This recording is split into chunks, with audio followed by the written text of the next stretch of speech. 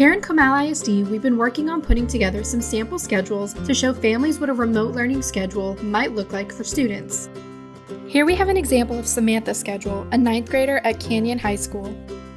You'll notice that it's very similar to what the day would look like on campus. There's a 7-period day and time blocked for lunch. What you'll notice that's different is that we have a mixture of live instruction and independent work. Live instruction, noted by this symbol here, is when the teacher is on a Google Meet video conference with the students in the class. It could include things like guided practice, where the teacher monitors the students while they're working, teacher modeling, sometimes small group instruction, or even a science lab. This may also be a time when students are able to ask the teacher questions and receive feedback. Independent work, noted by this notebook symbol, is when the student is not live with the teacher and is instead working on assignments for the course. In this case, Samantha could be working on assignments, independent practice activities, discussion posts, lab work. She might even be working with a group of students on a task that the teacher assigned. Looking back at the schedule, you'll notice that even for remote learners, we'll have a dismissal time or after the bell. Just like on-campus students, Samantha may have homework to do after school. The difference for remote learners comes in with some flexibility built in. For example, Samantha may not have been able to log into her English class in the morning, so she has the option of going into her English Google Classroom to find out what her teacher needs her to complete for that day. Now that we have an overview of Samantha's schedule, let's take a closer look at what a sample day could look like. Samantha will start her day with a before-school routine. She'll do a supply check to make sure she has a comfortable workspace, supplies within arm's reach, and maybe some water or a snack just to make sure she has everything she needs for school. She'll also need to do a tech check, making sure she has a strong internet connection, her computer is fully charged, and her speakers, microphone, and camera are ready to go.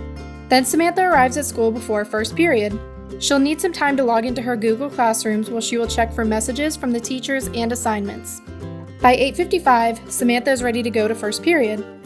She'll join her teacher in class in Google Meet for live instruction, and although live instruction ends at 9:15, while she's working independently on classwork, Samantha can still reach back out to the teacher for help until first period ends. For second period, Samantha actually has some pre-work to do before the class meets up.